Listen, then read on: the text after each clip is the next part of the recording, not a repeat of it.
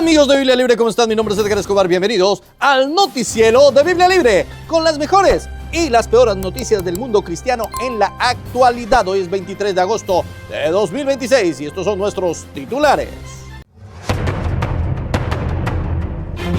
Famoso pastor youtuber Jaciel Rodríguez en el ojo del huracán.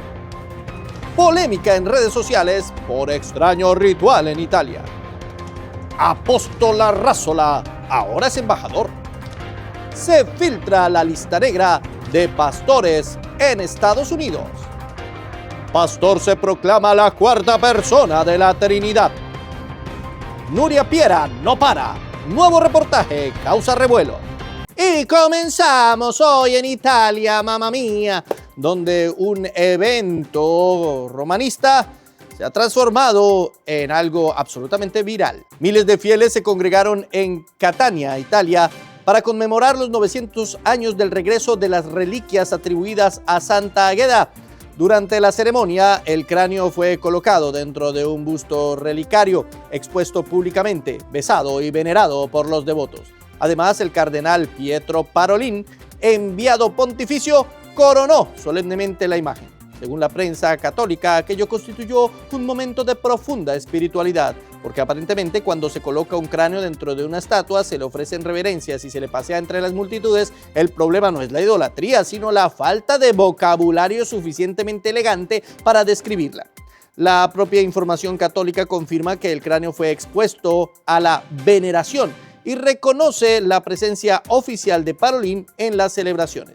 La defensa católica habitual dice: no adoramos a las reliquias, solamente las veneramos. Roma distingue entre la adoración debida únicamente a Dios y la veneración ofrecida a los santos. Sin embargo, el problema no se resuelve cambiándole el nombre al acto.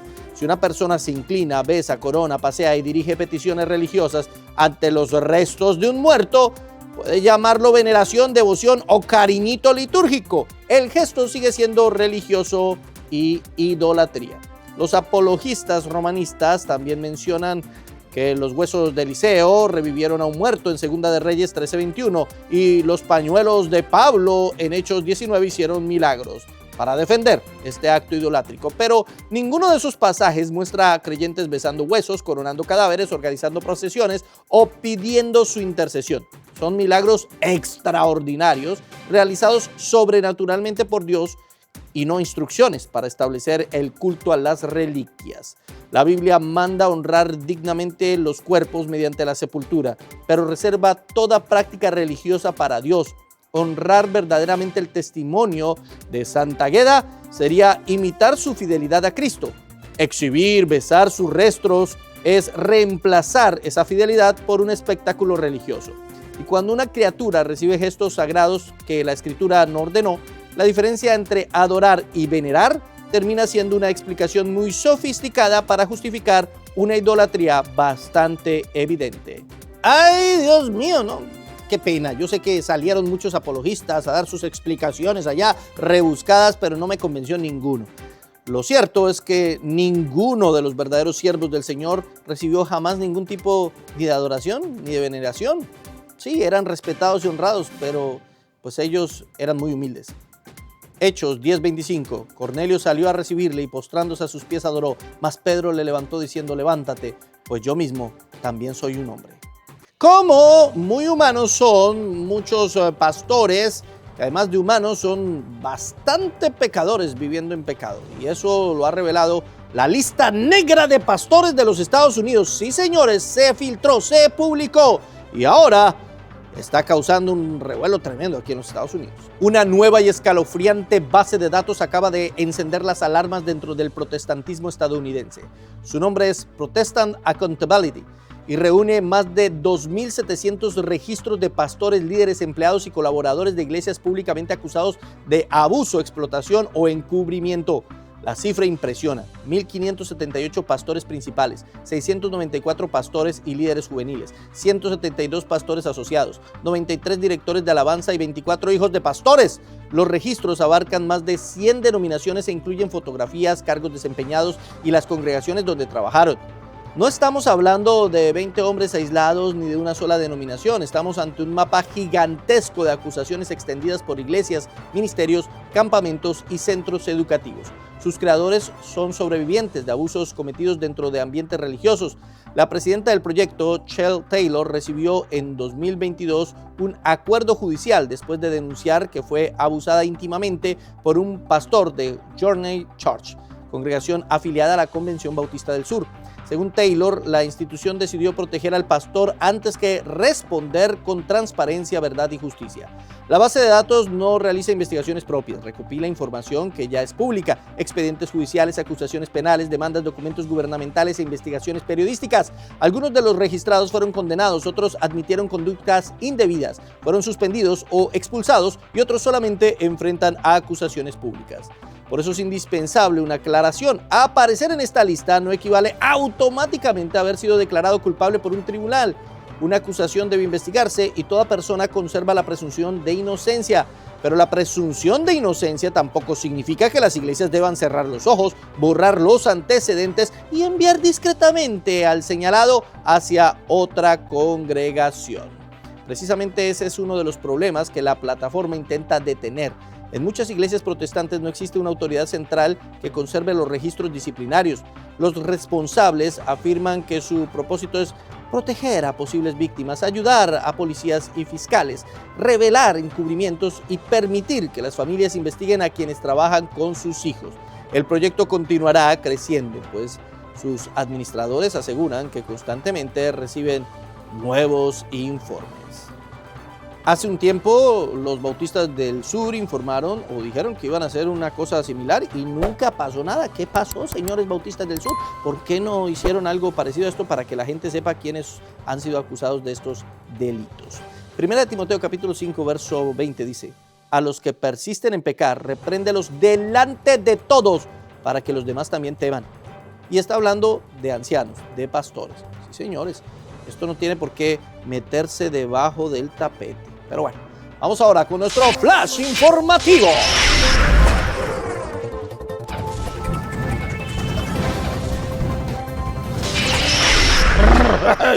¡Ay! Este flash estuvo duro. Sí, señores, porque señoras y señores, el apóstol Arrazola parece que fue ascendido a embajador. Miguel Arrazola, autodenominado apóstol, predicador del Evangelio de la Prosperidad y especialista en descubrir el apocalipsis en cualquier noticia, fue designado embajador de Colombia en El Salvador por el gobierno de Abelardo de la Espriella. Una decisión revolucionaria para la diplomacia. Aparentemente ya no se necesita experiencia internacional. Basta con saber recoger diezmos digitalmente, organizar campañas políticas desde el púlpito y confundir una vacuna con la marca de la bestia. Durante la pandemia, Arrazola relacionó las vacunas y los controles sanitarios con Apocalipsis 13. Posteriormente difundió que aquello nunca fue una pandemia, sino una plandemia.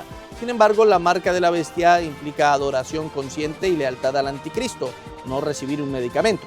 Mientras muchas familias estaban encerradas, desempleadas y contando las últimas monedas, Ríos de Agua Vida, Iglesia de Arrazola, publicó un tutorial explicando 6 o 7 maneras de continuar enviando diezmos y ofrendas. Las iglesias estaban cerradas, pero el cielo y especialmente la cuenta bancaria de Arrazola seguían abiertos como fiel pastor del falso evangelio de la prosperidad. Arrazola es también reconocido por sacar frases motivacionales de internet o poemas reflexivos e incorporarlos en sus prédicas para que parezca sabiduría revelada. Evidentemente, eso debe ser muy útil en la diplomacia. Vale la pena recordar que Arrazola es enemigo declarado de todos los reformados, que cree en la transferencia de la unción y que el esposo es el nuevo padre de la mujer, además de que ha usado durante años su púlpito para hacer política en Colombia, donde muchos de los políticos apoyados por él han sido acusados de corrupción. Arrazola también utilizó el matrimonio de María Antonia Santos, la hija del expresidente Juan Manuel Santos, como arma política, afirmando que era el cumplimiento de Daniel 11:17, insinuando que Santos era el anticristo. Su historial incluye además predicaciones sensacionalistas sobre Rusia, Irán, Israel, pandemias y guerras como cumplimientos proféticos. La técnica consiste en esperar que ocurra algo, abrir Apocalipsis y anunciar que él ya sabía que sucedería. Eso no es profecía, es leer el periódico después de impreso y ponerle música de suspenso. En 2017, frente a las investigaciones del periodista Lucio Torres, Arrázola dijo desde el púlpito que merecía un par de gaznatas, que tenía hombres capaces de hacerle la vuelta y que podría haber terminado en la ciénaga de la Virgen. Después pidió disculpas. Evidentemente el fruto del espíritu estuvo presente, pero llegó tarde por el tráfico de Cartagena. Arrázola se suma ahora al bloque religioso que rodea al gobierno. César, Claudia y Sara Castellanos, Clara Lucía Sandoval, John Milton Rodríguez, Eduardo Cañas, Andrés Corzón y Jaime Andrés Beltrán, entre otros. Todo un Dream Team de falsos maestros. Ni los Vengadores se atrevieron a tanto. Y aunque no todos ocupan cargos ni pueden recibir idéntica calificación, allí convergen representantes o aliados de corrientes como G12, la Prosperidad y el Movimiento Apostólico y Profético. El problema no es que un cristiano sirva en el Estado, el problema es utilizar el púlpito para mover votos y después recibir poder político como recompensa. Y aquí recuerdo las palabras de Philip Brooks, que dijo: si un hombre es llamado a predicar, que no se rebaje a ser rey. Esto no es un ascenso. Si él realmente se cree predicador, esto es un descenso. El que es llamado a predicar es llamado a predicar, no a estar en la política. Juan capítulo 18, verso 33 dice: respondió Jesús, mi reino no es de este mundo. Si mi reino fuera de este mundo, mis servidores pelearían para que yo no fuera entregado a los judíos, pero mi reino no es de aquí. Yo realmente celebro esto de Arrázola, que se quede allá de embajador, que no vuelva a ninguna iglesia, que no vuelva a predicar en ninguna parte. Lo suyo es la política. Aplaudamos, aplaudamos, aplaudamos. Bienvenido a la política y adiós de los púlpitos. Digo yo. Vamos ahora a nuestro corte de comerciales. Atención, Bryan, Texas. Este sábado 29 de agosto a las 5 de la tarde, la Casa de Oración Nueva Esperanza celebra por todo lo alto su tercer aniversario. Será un tiempo especial de gratitud, alegría y palabra de Dios con el predicador invitado Edgar Escobar. Te esperamos en 2708 Fifth Father Drive, Bryan, Texas. Ven con toda tu familia y celebremos juntos. Este es el día que hizo el Señor. Nos gozaremos y alegraremos en él. No falte. Y ahora vamos a RD, ¿qué lo que? República Dominicana. La periodista dominicana Nuria Piera volvió a colocar a las iglesias bajo la lupa y esta vez literalmente sobre ruedas. Su nuevo reportaje titulado Iglesias sobre ruedas, el costo de las exoneraciones, investigó los vehículos importados por instituciones religiosas sin pagar la totalidad de los impuestos correspondientes. La investigación comenzó con una pregunta del director de Impuestos Internos. Si una organización existe para rezar, ¿qué hace un Mercedes-Benz entre sus activos? Nuria siguió la pista y solicitó información oficial a la Dirección General de Aduanas. El resultado fue sorprendente. Entre 2021 y 2025, unas 298 organizaciones religiosas importaron 711 vehículos valorados en más de 960 millones de pesos dominicanos. El Estado dejó de recibir aproximadamente 416 millones en impuestos. Y todo eran autos lujosos, no autobuses para transportar ancianos al culto. En la lista aparecen Mercedes-Benz, camionetas Toyota Tundra, Highlander, Land Cruiser Prado y una Chevrolet Tahoe. Porque aparentemente para atravesar el Valle de la Sombra de la Muerte, algunos ministros consideran indispensable una jipeta con asientos de cuero y aire acondicionado. La Iglesia de Dios Incorporada encabezó individualmente la lista con 76 vehículos y 43.4 millones de pesos exonerados. Le siguió la Unión Adventista Dominicana con 70 unidades, alrededor de 40 millones exonerados. También aparece el Concilio de Iglesias Cristianas Habacuc. Pero el reporte reveló un detalle que muchos críticos evangélicos convenientemente podrían olvidar. La mayor parte del beneficio no fue para los protestantes. La Iglesia Católica importó 459 vehículos con 276.3 millones de pesos en impuestos no cobrados. Las iglesias evangélicas recibieron 252 unidades equivalentes a 140.2 millones. El vehículo más costoso registrado pertenece al arzobispo de Santo Domingo, un Chevrolet Tahoe valorado en más de 3.5 millones de pesos.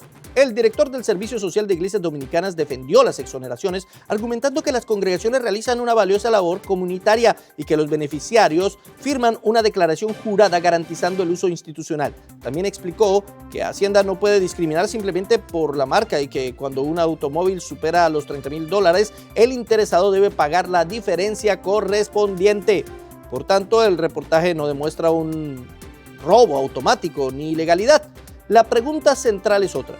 ¿existen controles suficientes para garantizar que un vehículo exonerado de impuestos sirva realmente a la comunidad y no termine convertido en automóvil personal de un pastor u obispo? Buena pregunta, hermano. Buena pregunta. Creo que eso es misterioso. Muy misterioso. Y si hablamos de polémicas esta semana, que fueron muchísimas, tenemos también la polémica del famosísimo y reconocidísimo youtuber Jaciel Rodríguez de ¿Qué dice la Biblia?, que dejó a muchos pensando, ¿eso dice la Biblia? Esta semana las redes sociales recibieron una nueva lección práctica sobre la importancia de preguntar ¿qué dice la Biblia? El protagonista fue precisamente Jaciel Rodríguez, pastor evangelista y director del conocido canal cristiano que lleva ese nombre, quien aparece en un video cayendo hacia atrás mientras el controvertido teleevangelista Benny Hinn realiza uno de sus acostumbrados movimientos de unción. La grabación se viralizó rápidamente en Instagram, Facebook y YouTube.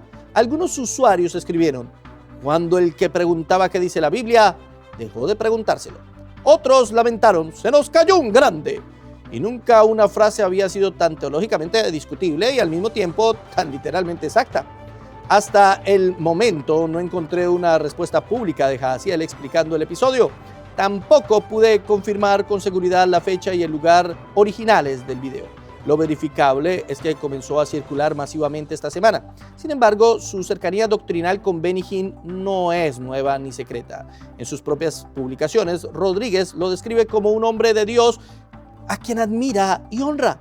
Además, en su libro El Espíritu Santo, mi mejor amigo, Jaciel presenta a Hinn como uno de los grandes avivadores modernos y afirma que su ministerio se caracteriza por personas que caen al suelo llenas del poder de Dios.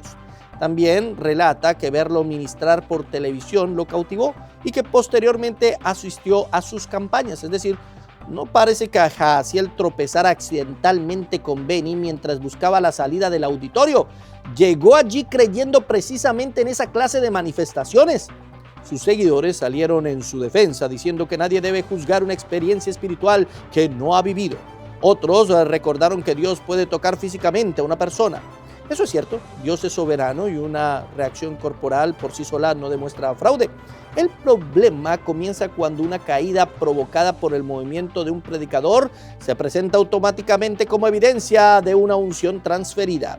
Porque el Nuevo Testamento, cuando el Espíritu Santo llenaba a alguien, aquella persona proclamaba a Cristo con valentía, hablaba la palabra, manifestaba santidad y producía fruto, además de que nunca caía hacia atrás, generalmente de rodillas hacia el maestro.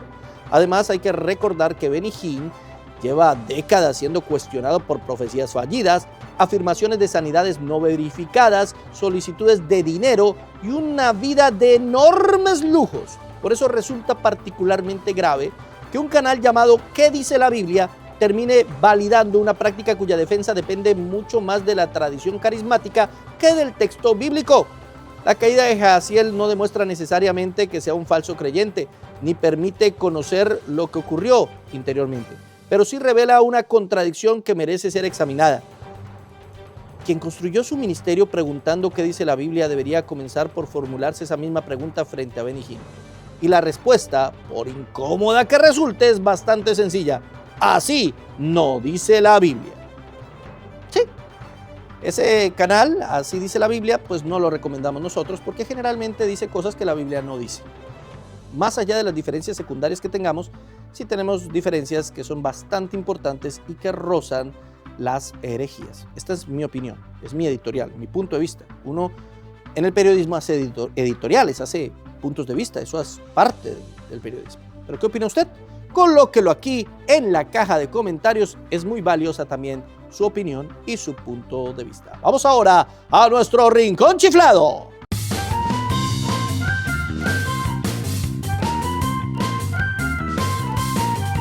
Cuando creíamos que después de 2000 años la doctrina de la Trinidad estaba suficientemente definida, apareció un pastor brasileño dispuesto a realizarle una actualización. Se trata de Tupirani de Oralores, fundador y líder de la llamada Iglesia Pentecostal Generación Jesucristo en Río de Janeiro, quien aparece en un video recientemente viralizado afirmando, sin ruborizarse, yo soy la cuarta persona de la Trinidad. Sí, usted escuchó correctamente, Padre, Hijo, Espíritu Santo y Tupirani. Parece que Mateo 28:19 quedó desactualizado y ahora será necesario bautizar en el nombre del Padre, del Hijo y del Espíritu Santo y del pastor que se añadió solito. En la grabación, Tupiraní desarrolla esta extraordinaria contribución a la historia de la teología diciendo: en el mundo espiritual las cosas son un poco diferentes. Debajo del Espíritu Santo solamente está el sacerdocio. Luego pregunta: entonces, ¿yo soy la cuarta persona de la Trinidad, sí o no? Como nadie parecía dispuesto a detener aquella clase magistral de confusión, concluyó que quien entrara en su iglesia y lo escuchara estaría oyendo a la cuarta persona de la Trinidad. El pastor también sostiene que debajo del Espíritu Santo no se encuentra ningún presidente, gobernante o dictador, sino el sacerdocio. El problema es que estar bajo la autoridad de Dios no convierte a nadie en parte de la escena divina. Los ángeles están debajo de Dios y no forman una cuarta persona de la Trinidad. Los apóstoles fueron enviados por Cristo y ninguno se declaró integrante adicional de la deidad. Y esta no es la primera controversia del personaje. Investigaciones periodísticas brasileñas registran anteriores discursos extremistas contra otras religiones, iglesias evangélicas, homosexuales y particularmente contra los judíos. En 2022 fue condenado en primera instancia a más de 18 años de prisión por discursos de intolerancia religiosa y racismo, aunque fue liberado meses después mientras el proceso continuaba. También llegó a pedir que se repitiera contra los judíos la tragedia del Holocausto. Es decir, su historial no corresponde precisamente al de un humilde pastor que accidentalmente se expresó mal. ¡Ay, Dios mío! Con estos personajes, Señor Santísimo, simplemente es que uno ya no entiende lo que dicen. Cosas tan absurdas. Pero bueno, podemos reír, podemos llorar, pero lo que no podemos es dejar de orar. Me salió en verso, sin hacer esfuerzo. Vamos a mi sección favorita. Oremos.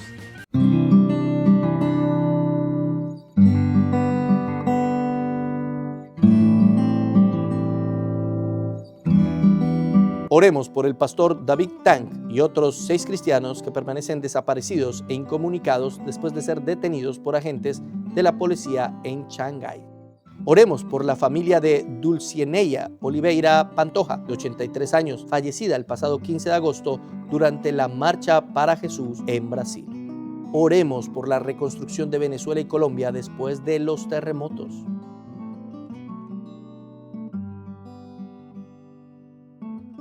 Oremos por los damnificados del terremoto en Perú.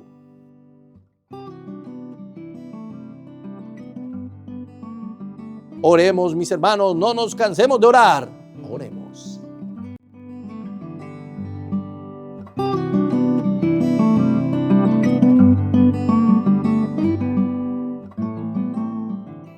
Y vamos ahora con el meme de la semana.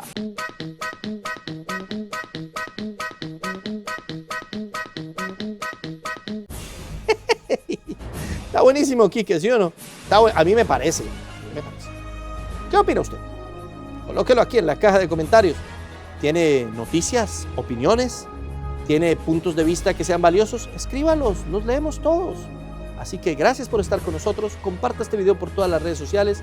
Ingrese a nuestra página web biblialibreinternacional.com y acompáñenos por todos nuestros canales. Dios los bendiga, Dios los guarde y nos vemos la próxima semana aquí en el Noticiero de Biblia Libre.